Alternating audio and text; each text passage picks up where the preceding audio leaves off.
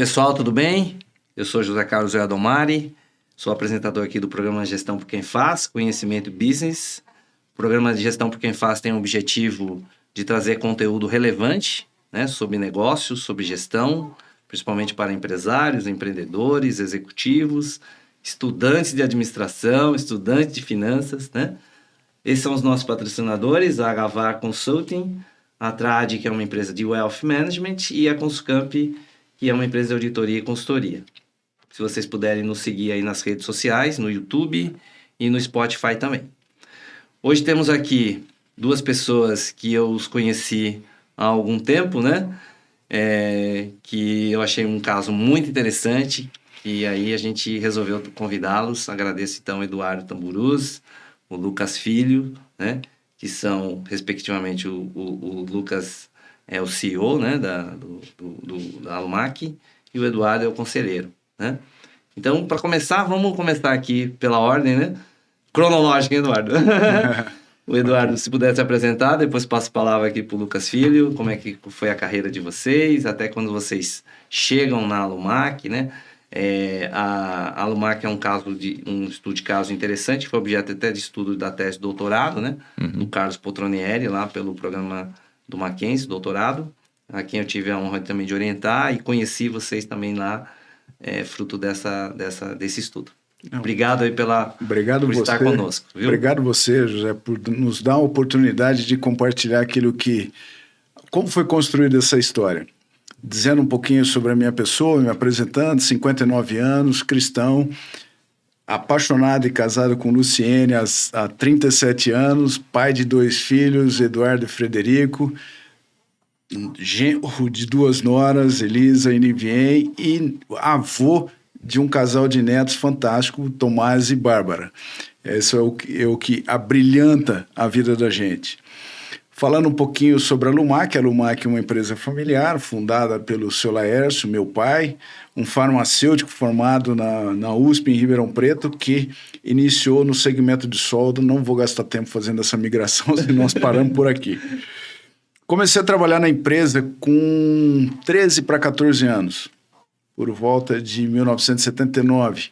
Atuando na empresa, comecei passando de tudo, também não vou detalhar as etapas, mas assim, só para o start foi fazendo faxina da loja. E daí foi amplo até que aos 22 anos, cursando, entrando, atuando em vendas, atuando na parte administrativa, contábil e tudo mais. Fiz faculdade e me apaixonei pela área comercial e me apaixonei pela solda também. Me graduei em administração de empresas para tornar a empresa o mais profissional possível. Essa foi a visão que o seu Laércio pregou toda a vida. Então, em 2022, com 22 anos, isso em 1987, eu pleiteei dirigir a empresa. Meu pai já estava com alguns objetivos pessoais concluídos, e eu gostaria de expandir os negócios.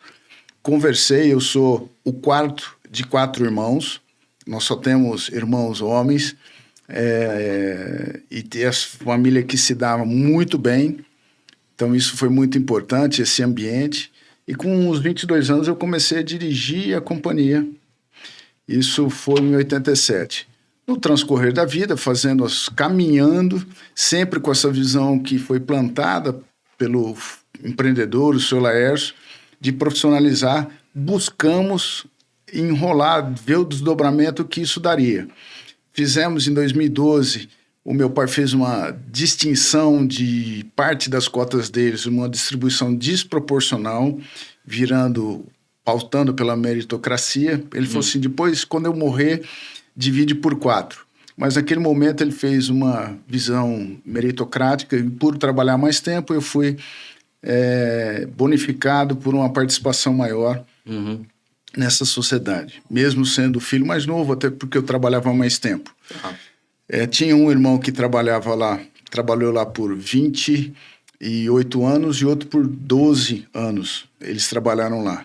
E também o pai do Lucas trabalhou bem no início. Foi o primeiro colaborador que a Alumac teve.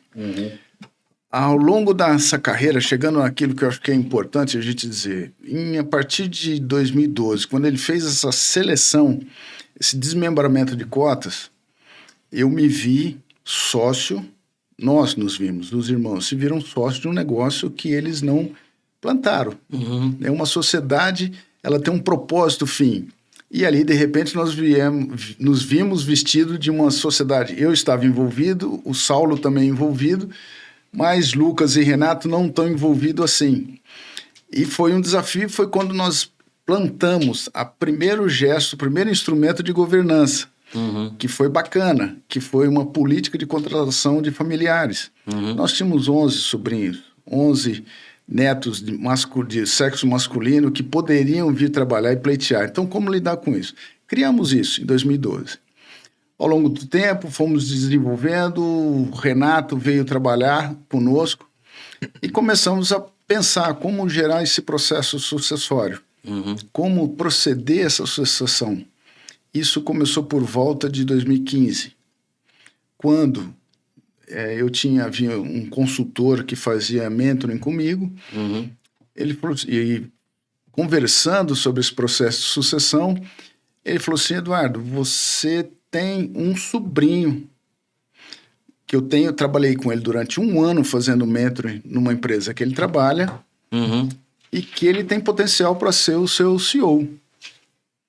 Então, ali startamos a sucessão, propriamente dito. Naquela conversa, startamos a sucessão, que culminou com a contratação, a efetiva contratação do Lucas em 2015, num cargo de compras e suprimentos, passando por uma série de funções. Mas uma coisa que foi importante, nós contratamos, além de acertar a contratação do Lucas, nós tivemos gestos favoráveis para a formação do Lucas. Então, contratamos um mentoring esse consultor, que era um vice-presidente, foi vice-presidente de uma companhia internacional. Então, ele tinha uma excelente bagagem e era de confiança nossa. Ele fez o mentoreamento do Lucas durante 1 ano. Legal. E daí para frente, eu vou, se o Lucas, não pegando o Lucas de calça curta, mas começar isso, contar os primeiros tempos que ele estava lá. Diga aí, Lucas, filho, muito bom. Prazer tê-los aqui conosco também. O prazer é meu, agradeço também a oportunidade de fazer parte desse bate-papo e espero que, dividindo um pouquinho aí da nossa história, a gente possa contribuir com os ouvintes aí do canal e já desejando muito sucesso para você nessa empreitada. Legal, obrigado. Conte com a gente o que você precisar. Legal.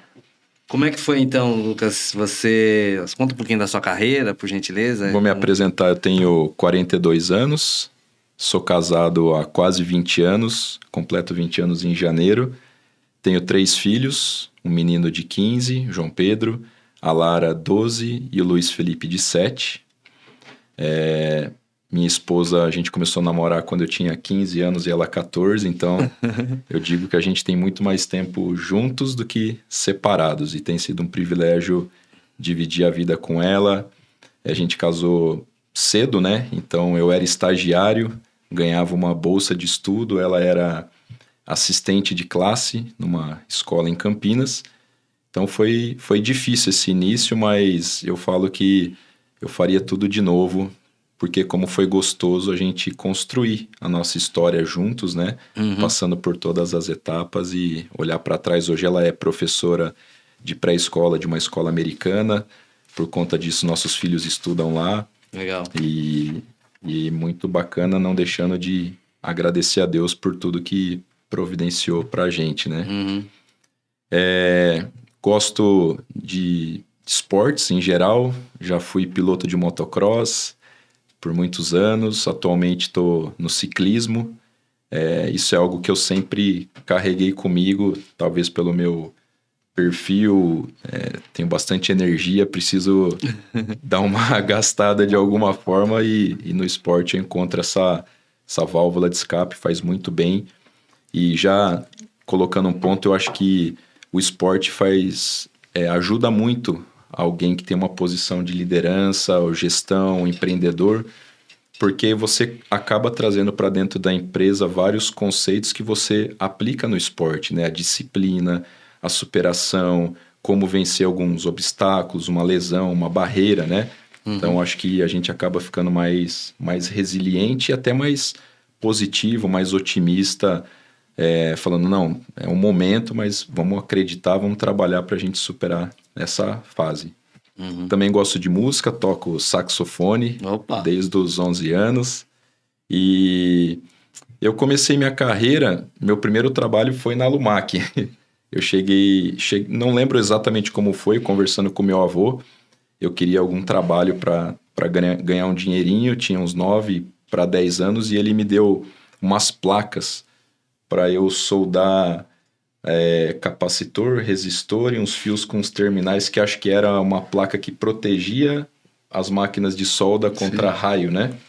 E ele me deu as placas, as peças, e eu comecei a fazer e ganhava por placa produzida. Depois, aos 14 anos, eu entrei numa agência de turismo. Trabalhei até os 17 anos, aí parei para fazer um intercâmbio de 6 meses, e quando eu voltei, eu ingressei numa faculdade que era período integral, então não podia trabalhar, mas eu acabei montando um negócio próprio, que era vendas pela internet, e através desse negócio eu acabei conhecendo pessoas que viraram clientes fora da internet. Trazia peças de carro, de moto, roupas, né, dos Estados Unidos. Na época tinha uma certa barreira para trazer, então eu vi uma oportunidade. E depois, quando estava me formando, já planejando casar, eu entrei numa empresa multinacional para concluir o meu estágio e vi que aquilo não era para mim. Eu concluí o prazo, já pedi para sair, e na época o meu chefe, o meu superior, até ofereceu para contratar, mas eu disse que aquilo não era para mim. Eu não gosto dessas atividades muito engessadas, né? Eu trabalhava na área de planejamento de produção e materiais, dando suporte para a equipe, e eu uma vez escutando, acho que foi o Max Geringer na CBN, ele falando que você pode empreender dentro de um negócio já existente, você não necessariamente precisa criar um novo negócio, né? Aquilo me chamou a atenção, eu falei, poxa, de repente, encontrando uma empresa um pouco menor, onde eu possa ter um dinamismo, né, nas minhas atividades, talvez vai ser interessante, eu possa contribuir, colaborar até eventualmente com um novo negócio lá dentro. Foi aí que surgiu a oportunidade de eu trabalhar numa empresa no segmento de embalagens, terceirização de mão de obra e armazenagem, e eu digo que foi minha grande escola. Eu fiquei lá 11 anos, comecei como estagiário, como eu disse, eu casei, tinha algumas matérias para concluir na faculdade, porque no período que eu estudava, eu também corria de motocross.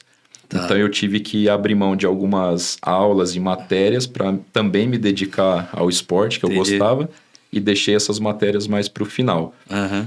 E aí eu passei pelas áreas fui analista de contratos, passei pela área comercial, fui coordenador de novos negócios, coordenador comercial, até chegar na área de suprimentos, que foi onde deu o link aí com a Lumac, porque eu estava num processo esse primeiro foi de coaching, um mentor veio depois, e essa pessoa estava prestando um serviço na Lumac, e na Lumac tinha uma oportunidade na área de suprimentos, né? O gerente de suprimentos tinha pedido demissão, a vaga estava em aberto, e aí a gente começou a conversar.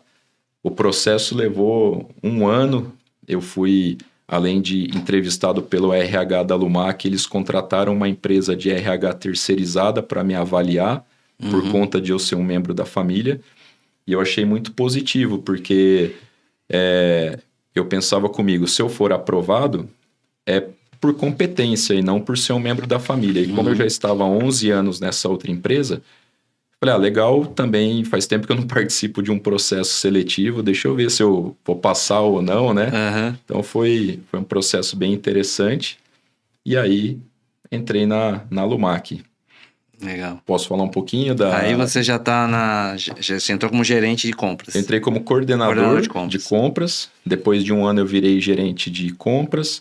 depois supply chain, eu acabei absorvendo o estoque. Tá. E no momento que eu entrei, a empresa estava numa situação bastante delicada, porque os negócios da Alumac estavam muito concentrados no segmento de óleo e gás. E eu entrei bem pós-Lava Jato. Tá. Então, a gente se viu ali numa situação onde precisaríamos desbravar novos segmentos, Entendi. né? E por que a Alumac concentrou muito nesse segmento? Por conta da alta demanda.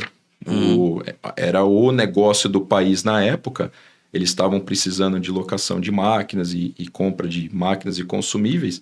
Então, não foi um planejamento tanto da Alumac, não, vamos concentrar de propósito. Sim. Vinha a demanda, se atendia bem, os negócios estavam indo bem, mas aconteceu essa fatalidade. E aí, o que nós precisamos focar ali nos 3, 4 anos posterior à Lava Jato? Na parte financeira e operacional da companhia, né? O que fazer para reverter um caixa negativo que nós tínhamos, oriundos do quê? De muitos investimentos feitos em equipamentos para a unidade de negócio e locação, que deixou de existir. Os clientes devolveram os equipamentos e não tinham de colocar tantos equipamentos assim em outros segmentos e de uma forma rápida, né? Então, esse foi um grande desafio, além do que eu que estava chegando com uma cabeça de fora, né? Não estava ali, o Eduardo tinha já uns 40 anos de empresa, tinha meu outro tio Saulo, o Renato, mergulhado ali no negócio, eu comecei a ver que precisaria haver algumas mudanças no papel deles como gestor para que a gente tivesse velocidade para alcançar os objetivos desejados e necessários, né? Então, eu brinco que eu fui, muitas vezes, o cara chato, assim, de cutucar, de perguntar. Uma das coisas que eu fiz logo que eu entrei foi estudar o ERP, porque eu não gosto muito de achismo. Obviamente, o feeling ele é importante, mas a gente tem que procurar se basear em fatos, em evidências, né? Legal. Aí a gente fez isso. Implantou o RP e fez esse turnaround aí, né? Legal. É isso. Eduardo, grandes fases assim que você vivenciou na Alumac, assim, teve essa fase agora no pós-Lava Jato, que foi um grande desafio, né, que o Lucas assumiu, mas assim, grandes momentos que você consegue dividir a Alumac de uma história de tanto tempo. Olha, um tempo marcante, falar em crise externa, nós passamos por crise. Eu costumo dizer que numa empresa, de qualquer empresa, você tem crises que são originárias no mercado internacional, como uma guerra, alguma circunstância que possa trazer. Nós temos a crise cambial de 2008, 2009, algo de fora que impacta dentro. Nós temos as crises internas, nacionais, né? Quando é um impeachment, tantas coisas que ocorreram no Brasil ao longo do tempo, que isso influencia o dia a dia de uma empresa. Isso desestabiliza qualquer planejamento que tem. E tem as crises internas, que você contratou uma pessoa errada e ele fez alguns equívocos, você falhou na auditoria, em acompanhar esse trabalho e a coisa vai. Então, a minha vida na história da Alumac, tem muitos pontos desses. Interno, teve algumas, a maior incidência realmente são das crises políticas e econômicas nacionais, algumas internacionais e uma marcante que foi uma crise por problema interno de uma pessoa. Mas eu acho que o nosso pessoa que estava sendo entrevistada, ele usou uma palavra que eu registrei aqui, resiliência. Essa é uma característica que tem que ser presente em qualquer pessoa que queira empreender. Eu vou falar empreender no Brasil, não tenho experiência internacional, mas acredito que isso seja algo necessário, porque as pancadas vêm, as circunstâncias ocorrem, os erros nós cometemos. Agora, o marcante, de fato, foi essa visão, essa implantação do critério de contratação de família foi marcante, mesmo tendo essa visão, foi puro racionalismo. Quando ele falou que ele passou pelo processo E quem deu, eu tinha chamado ele para ser gerente, quem não permitiu que ele entrasse como gerente foi essa avaliação externa que nós tínhamos acordado que fosse feito, porque com essa avaliação externa, que é o último ponto de passagem de um familiar para ser contratado, dá o equilíbrio na companhia. Porque senão as pessoas falam assim, puxa, se eu não tiver o sobrenome, eu não subo. Entendi. Então teve esse papel. Então isso foi uma marca significativa na vida da empresa. Depois o processo de sucessão. Esse processo não é para quem está há muito tempo e dirigindo, não é fácil. Eu acho que esse é um ponto importante a tratar. De fato, não é fácil porque você tem mudança de posição, e não estou falando de aspectos econômicos, mas envolve a vaidade, envolve o ambiente que você está inserido, que você tem que permitir também que o sucessor desenvolva o seu trabalho com tranquilidade. Sim. Então, assim, falando em ponto marcante, o ponto marcante foi a tomada de decisão, não só a tomada, mas a implantação do processo de sucessão. Tá. O que ajudou muito durante esse processo, que começou, ele fechou esse quadro em 2020, mas em 2022 eu fui instigado a tomar conhecimento sobre governança corporativa. Então eu fiz curso de conselheiro consultivo na Celint, aqui em São Paulo. Fui um colega que me conhecia há muito tempo, que tinha sido um conselheiro nosso informal, né? E ao fazer esse curso eu descobri a importância desse tema e a importância que teria para o meu negócio. Tá. Então, isso foi um importante conhecimento para digerir com mais facilidade os percalços oriundos de uma sucessão. Tanto em criar os mecanismos adequados, tanto a ter o conhecimento do que é necessário ter essa mudança de comportamento, e também, tão importante quanto saber o que fazer, é saber o que não fazer. Entendi. Porque isso é relevante para se manter estrutura. Nós sempre prezamos pela família, pelos valores da família, e nós introduzimos esse ambiente na companhia, desde cedo. Então, isso teve as suas influências positivas, criando uma empresa com um ambiente extremamente agradável para estar lá, mas trouxe alguns efeitos negativos, que é talvez pelo peso de preservar relacionamento, evitou algum contraste, alguma confrontação para o desenvolvimento. Entendi. Então, essa é a ponderação, é o aprendizado. Entendi. Mas o ponto-chave realmente foi mais tenso, talvez por ser mais fresco, foi essa questão da sucessão. Mas que foi muito importante o conhecimento sobre as ferramentas de governança corporativa que permitiram ajustar essa relação nova que se iniciava. Um ex-CEO que se tornou presidente do conselho de administração, uma empresa de capital fechado tendo um conselho de administração. Isso não é comum isso ocorrer, mas como percebemos que isso foi bom, né? E associado que em 2021, em 155 dias, nós perdemos 2 sócios na empresa. 2 irmãos faleceram nesse período.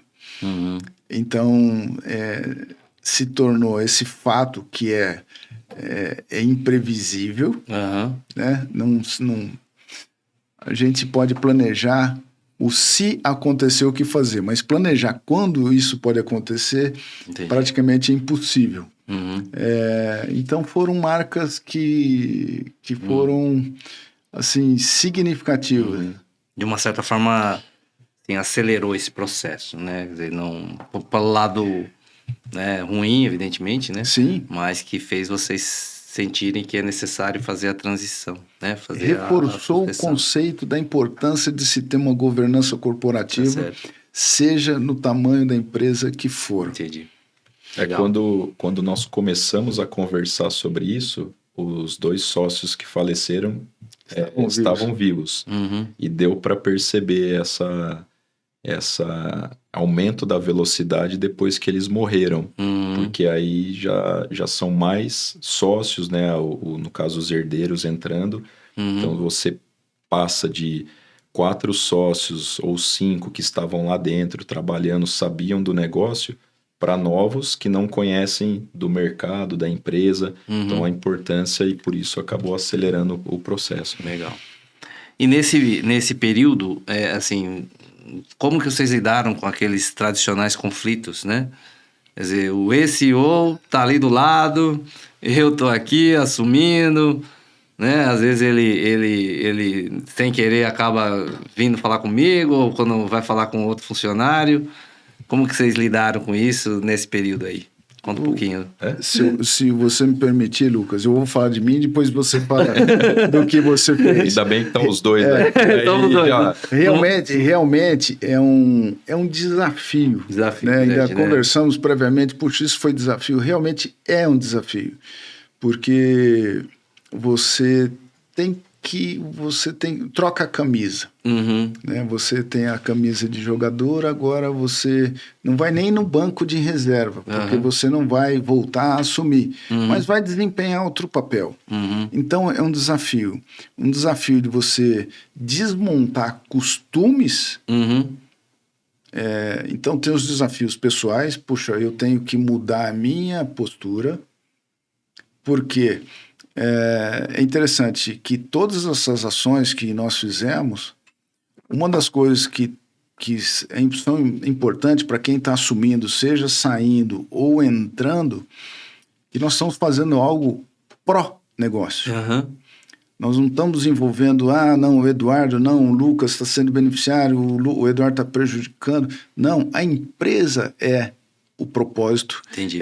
O bem da empresa. Isso ajuda muito a lidar com os sentimentos de frustrações ou os desafios que vierem a acontecer. Sim. E o fato é que quem vai sair precisa de ter noção e é consciente de que não manda mais. Precisa estar engajado com o todo. Eu não posso entender que o Lucas é meu inimigo. Que ele é meu competidor, que ele assumiu o meu lugar. Eu tenho que entender que, olha, como que eu posso colaborar para o bom desempenho desse que hoje ocupa um lugar de responsabilidade que eu ocupei durante muito tempo. Tá certo. E esse é um belo desafio, né? Então, porque vocês fizeram tudo intencional, né? O Eduardo se preparou, viu os conceitos, mas chegou ali no dia a dia, teve essa dificuldade. Então, ser humano, né? Você imagina, 44 anos, você saindo de casa e indo para um lugar. Depois de 44 anos, e está fazendo 1 ano hoje que eu deixei a empresa fisicamente. Você falou assim, eu não vou mais lá. Assim, você acorda, se você não tiver consciente e certo de que a decisão foi boa, dá uma tristeza miserável. Você fala assim, puxa vida, não tenho para onde ir. Entendi. E acho que o Lucas pode ver o outro lado da moeda. Eu estava comentando com o Eduardo, antes de responder propriamente a pergunta, baseado na nossa experiência, eu diria que o momento econômico que a empresa está vivendo dita um pouco o ritmo e o calor dessa transição, né? Eu só tenho a experiência da Lumac e nós estávamos no momento, vamos chamar assim, de crise. Então, o que acontece? Para quem está chegando, o que eu pensava? Falou assim, puxa, a gente precisa fazer tudo e mais um pouco para tirar a empresa da situação que está, mesmo porque tem vários membros da família, além de todas as famílias que dependem da Lumac, né? Para sustentar. Então, isso era uma coisa que ficava na minha cabeça todos os dias. A minha avó era sustentada pela empresa, tinha 3 tios trabalhando, né, na empresa. Então, eu fazendo uma reflexão e uma avaliação pós-passado esse trauma, eu vi que muito do que eu falei, muitas das minhas ações, elas não estavam apoiadas em sentimentos ou ideais ou vontades próprias. A minha única vontade era contribuir para o bem da empresa, como o Eduardo bem colocou. Então, agora, dentro da minha situação e do desafio, um dos desafios foi assistir como estava sendo conduzida algumas áreas. Por exemplo, eu tinha 2 tios que eram engenheiros, os 2 que faleceram. Analisando ali o ambiente, não sei se estava sendo conduzido o departamento, ou a área, ou a gestão que eu digo, não pessoas, eram pessoas maravilhosas, mas e os indicadores de desempenho, o que eu estou fazendo para melhorar a produtividade do departamento, racionalizar processos. Então, esse foi um desafio que eu encontrei, mas eu tinha que respeitar, porque a empresa, se ela estava lá naquele momento, é por conta também do trabalho e da contribuição deles, mas como equilibrar essa ansiedade de querer implementar, e muitas vezes não era para eu executar, mas eu chamava a atenção para eles mudarem alguns comportamentos visando o bem da empresa e algumas mudanças, né?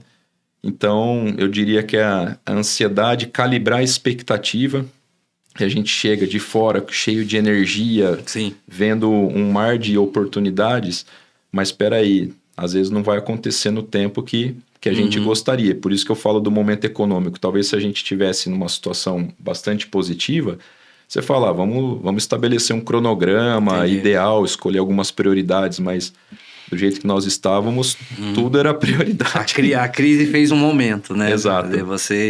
Vocês aceleraram por conta um pouco dessa crise também. Isso. Né? Tá certo. Até o processo de sucessão mesmo, né? Tá. E hoje, assim, os grandes números da Alumac, Lucas, assim, que você tem aí... Bom, hoje nós estamos com perto de 90 funcionários, né?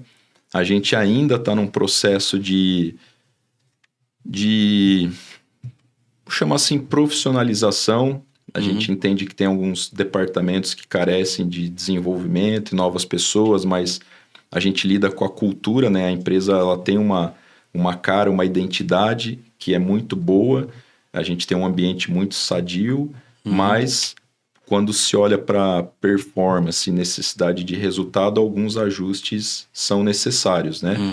Então, a gente está nesse processo, contrata, às vezes está com um número maior de pessoas, depois diminui um pouquinho, a gente tem um certo turnover também por conta disso. Nós estamos almejando aí ultrapassar os 3 dígitos de faturamento anual, né? 100 milhões nos próximos 2, 3 anos. Estamos caminhando para isso. Temos 3 unidades de negócio, 2 principais, que é a revenda e a locação. Temos também a assistência técnica, mas hoje o maior cliente da nossa assistência técnica é a nossa unidade de negócio e locação, é um cliente interno. O cliente prefere locar, é isso? Depende. Do perfil do cliente. Tem clientes, tem alguns segmentos que é mais interessante para eles a locação, porque se ele tem um problema com o equipamento, a gente consegue substituir rapidamente. A gente que cuida da parte da manutenção, se precisar abrir garantia, fica conosco.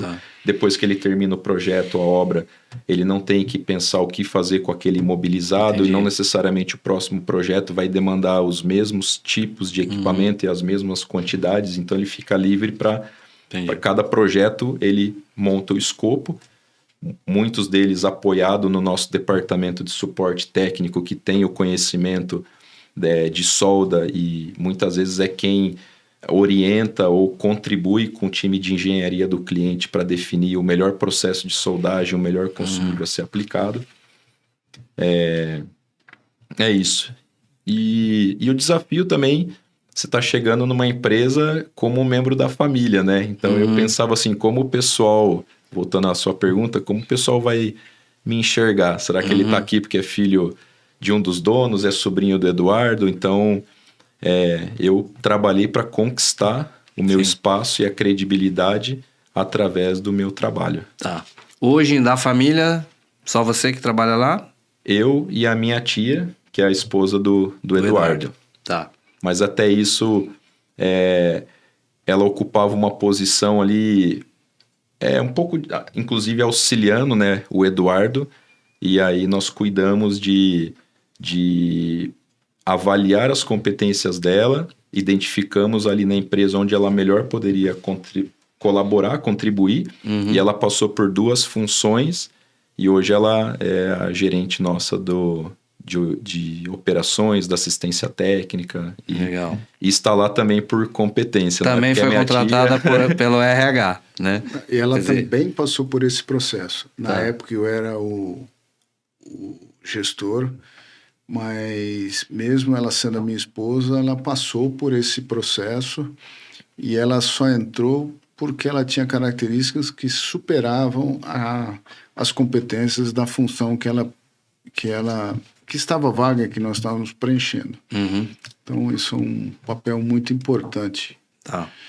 Nesse business, então, da solda, vocês têm quantos fornecedores? Tem os principais fornecedores de equipamentos e distribui aqui pelos clientes.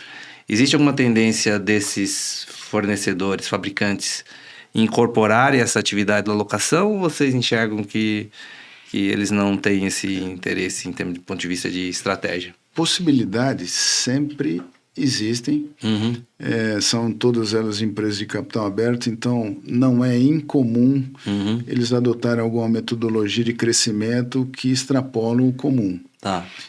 Nós não identificamos um risco premente disso por conta do perfil das companhias e de como elas se aportam ao mercado. Tá.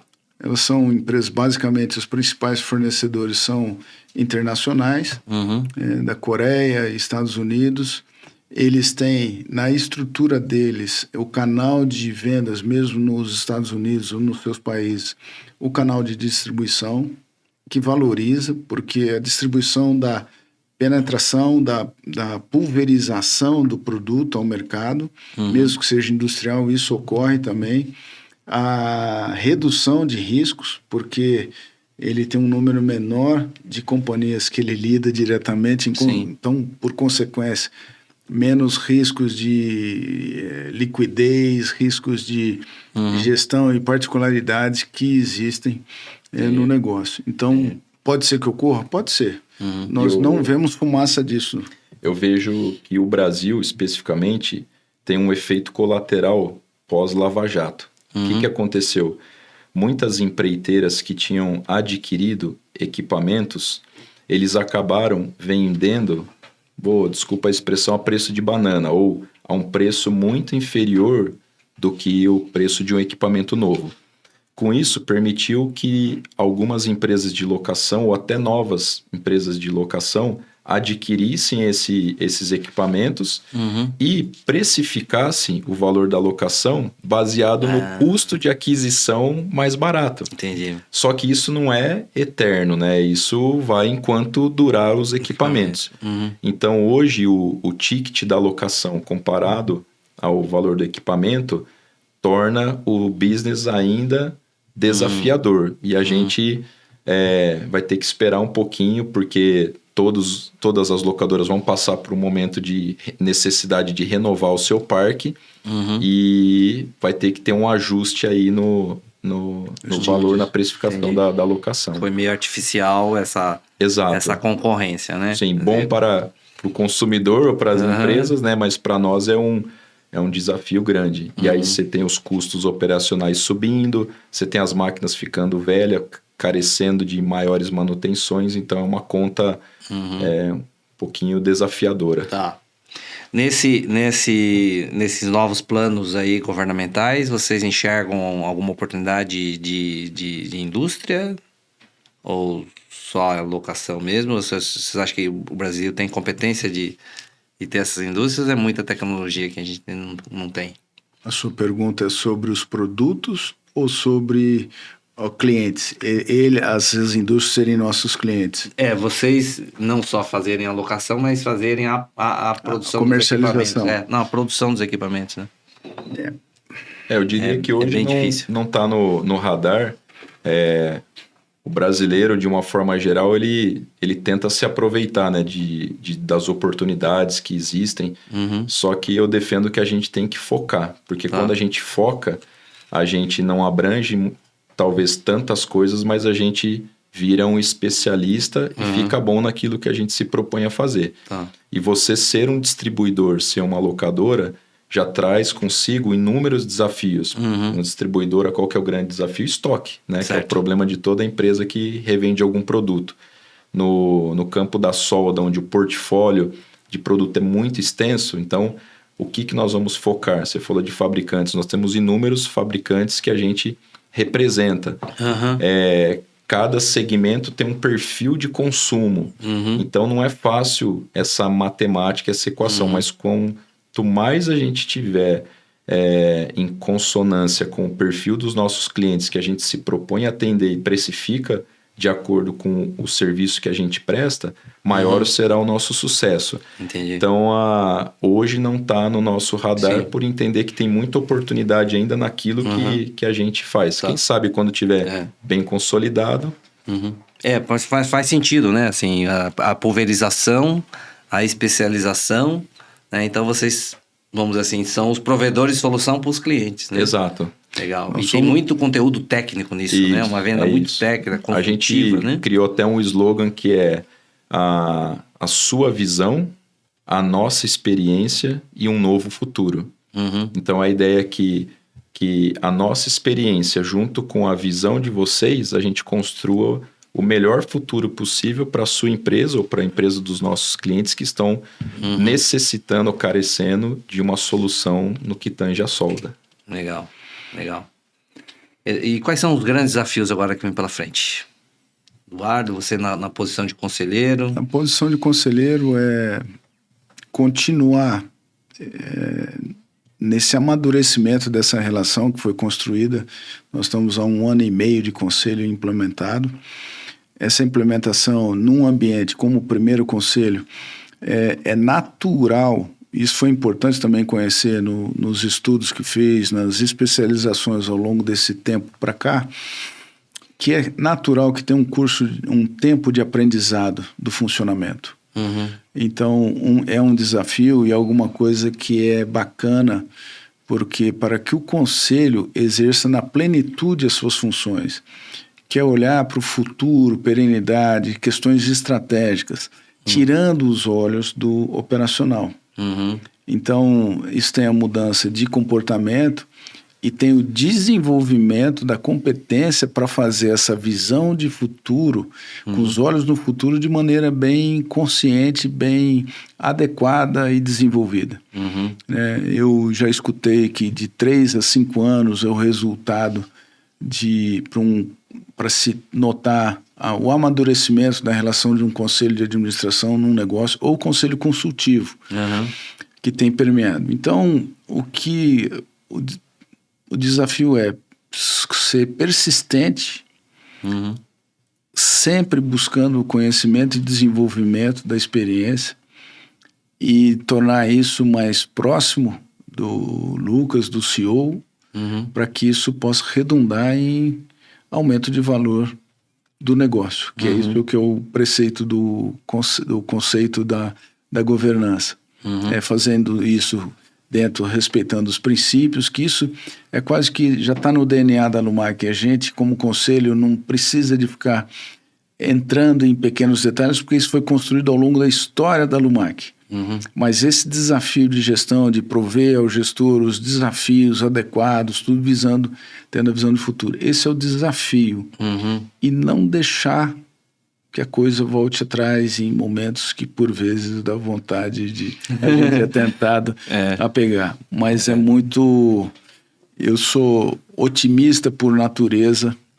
Enquanto tiver saúde, tiver oportunidade, considero que não sou otimista, mas um privilegiado, porque tenho oportunidade de estudar. Tem pessoas que nos ajudaram ao longo da carreira e que nos ajudam até hoje. Algumas organizações que têm um papel significativo na vida minha e, por consequência, na vida da Lumac. Legal. Você tinha falado um pouco também ali no bastidor da questão dos valores cristãos, né? Como que isso ajudou vocês a manter família e negócios juntos, unidos, né? Quer dizer, porque sempre a gente tem aquela discussão, né? A empresa em primeiro lugar, a família em primeiro lugar, ou as duas coisas, né? Ver como conciliaram. Foi bacana que não é uma questão, o fato de valores cristãos não é uma figura de religiosidade que, puxa vida, a gente ora toda manhã com todo mundo, não é isso.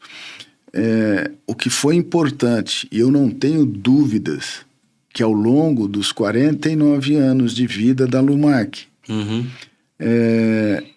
a determinação do fundador traçar o negócio desde o início de maneira a respeitar os princípios bíblicos. Isso eu quero trazer para a realidade. O que é isso? Paga funcionário direito, contratações direitas, integridade no trato da coisa governamental, não misturar pessoa física com jurídica, na lidar. Então, não usar de leviandade nos argumentos, nem de venda, nem de compra. Tá. Então, assim... Com mentira, né? Leviandade, eu quis dizer isso, é mentira mesmo. Quer dizer, como tratar isso, como tratar os funcionários com respeito. Então...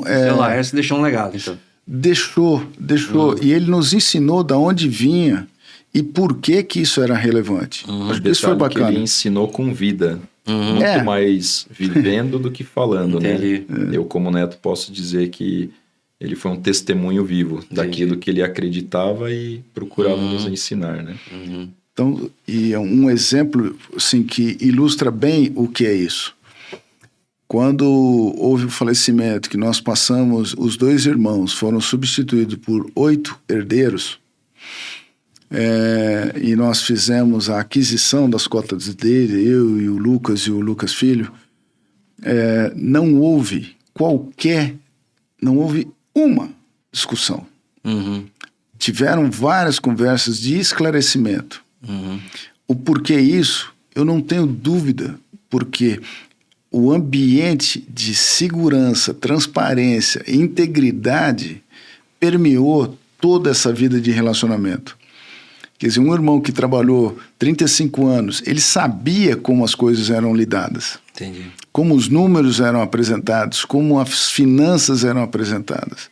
Então, isso permitiu que aquilo que for apresentado naquele momento de negociação e de avaliação não pautou dúvida, não suscitou dúvidas, naturais dúvidas disso. Então, o próprio aquilo que calibra o nosso relacionamento. E até nos momentos de tensão, né, durante o processo de sucessão, obviamente a gente não concordava em tudo um com o outro, mas havia esse respeito e esse amor ao próximo, né, que transcende a situação ali que a gente está discutindo. Então, por isso que a gente nunca chegou a brigar, a não se falar por conta dos valores, né? Legal. Indo aí pro fim agora, Eduardo e Lucas, podiam ficar mais umas 2 horas aqui, né? Agradecendo muita que vocês vieram de Campinas, né? Um fato inusitado aí, que nesses 49 anos, alguma coisa com cliente, com fornecedor, alguma coisa que vocês lembram aí de diferente, né? De que aconteceu em termos de gestão, em termos de processo. Assim, um fato inusitado de tantos. Eu lembro da Zélia Cardoso de Mello fazendo com que nós amanhecêssemos com 50 mil unidades monetárias naquele dia. São desafios, né? São coisas inusitadas. Ter uma desapropriação amigável no setor público, isso é inusitado. Uma propriedade da empresa foi desapropriada legalmente. Sim. Então, a primeira é um efeito negativo, né? Que a gente fala ser surpreendido por uma redução da disponibilidade de caixa. Depois você teve o lado positivo, que foi isso, o cuidado. Isso a gente também deve ponderar, que os pontos inusitados não necessariamente sejam negativos, Sim, os sim. positivos também. Tá certo. Outro ponto positivo é essa forma com que nós, eu e Lucas, a gente vem transitando essa relação Uhum, de ajustes, não tenha dúvida, uhum, mas uma relação de respeito e com a postura construtiva em ambos. uhum. Então, isso é inusitado. Vocês conversam muito nesses ajustes, olha, não tá dando certo, precisa mexer nisso. Quer dizer, tem a regra da governança. Conversamos mais, mas Vocês hoje está bem Já tem afinado. basentado. Hoje, Uhum. Tem alguns detalhezinhos, eu posso citar um recente. Eu sugeri para o Eduardo uma reunião com o conselho para apresentar um plano de investimento em equipamentos, né? Uhum. Aí o Eduardo falou, passa um briefing para mim do que vai ser a reunião. E aí eu liguei para ele, eu não lembro se foi por e-mail, eu falei, não dá para eu fazer essa apresentação pessoalmente antes de mandar um briefing, porque eu preciso explicar algumas coisas. Aí ele falou, para mim é importante ter o briefing, porque aí eu consigo já elencar algumas perguntas. Então são esses ajustes, mas que não geram nenhum... São visões. Para mim, apresentar presencialmente e não precisaria tomar decisão naquele momento seria o mais indicado. Uhum. Ele prefere receber antes para poder... E tá certo, porque eu estou envolvido com o negócio, eu tenho talvez muito mais informações. Então esse é o... E Legal. um fato inusitado que eu vivenciei foi a pandemia, né? Também, né? Porque a gente saiu do problema mais grave financeiramente, estava colocando o nariz para fora, aí vem a pandemia, onde a gente teve alguns contratos de locação congelados, então você conta com uma receita ali que teoricamente entra direto no caixa, ela não existe, precisamos negociar novamente com os bancos, alongar os prazos, também internamente as pessoas, né? Ora um doente, outro, o que vai fazer com o departamento, quem vai trabalhar home office, mas isso não foi uma particularidade da Lumac, né? Foi algo global, mas que para mim foi um desafio dentro da Lumac. Legal. E ainda agradecendo, então, palavras finais de vocês aí, quem queria começar? Olha... Começar terminando, né? O desafio, se algum ouvinte nosso tivesse empresa familiar, eu entendo que o processo de sucessão, pela gravidade que pela possibilidade de ocorrer, de ser intempestivo, isso poder ocorrer intempestivo, deve ser planejado desde a abertura do negócio. Tá. Porque ela pode vir por fatalidades ou pode vir por naturalidade. Entendi. Pode vir até por interesse econômico. E outro recado é o quanto é importante o estudo sobre aspectos de governança. Nós temos que entender que o filho do seu Laércio não precisa de ser alguém adepto ao negócio do seu Laércio. Isso é natural. Se tiver o privilégio de ter, como nós temos aqui, um sobrinho fazendo isso, ótimo. Se não tiver, não force, não quebre conceitos naturais e princípios naturais dos filhos da geração vindoura. Não tem que aderir ao seu negócio. Então, por isso que entendo, eu dou muito mais importância ao planejamento da sucessão, principalmente numa empresa familiar. Legal. E principalmente colocar os olhos que a governança corporativa, os elementos de governança corporativa que estão sendo tão explanados hoje em dia, isso é uma grande ferramenta para você fazer isso de uma maneira muito equilibrada. Legal. Não sei, Lucas. Obrigado, Lucas. Agora você... baseado também na minha experiência na Lumac, eu estou aprendendo com os meus tios, com meu pai, e já me preparando para quando chegar a minha vez, né? Tá. Então eu diria que, para quem está nos ouvindo, a gente ia procurar aprender com as pessoas mais experientes ou que estão passando ou passaram por aquilo que a gente vai passar. Estava comentando com o Eduardo, hoje eu já trabalho ou planejo a minha agenda considerando que um dia essa minha posição como diretor-geral, ela vai encerrar.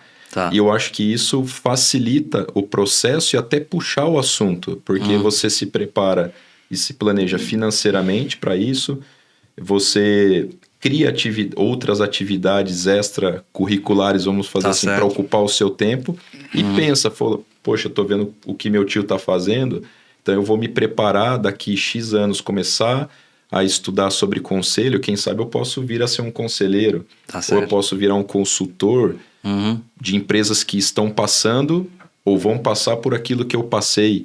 Então parece que essa experiência, se a gente souber aproveitar, nos ajuda a quando chegar o momento, né? Legal. E um outro conselho que eu dou para os dias de hoje, a gente tem que tomar cuidado com as coisas que nos distraem, né? Porque a gente está vivendo num mundo que você pega o celular, vem 5, 10 ideias novas a partir daquilo que você vê.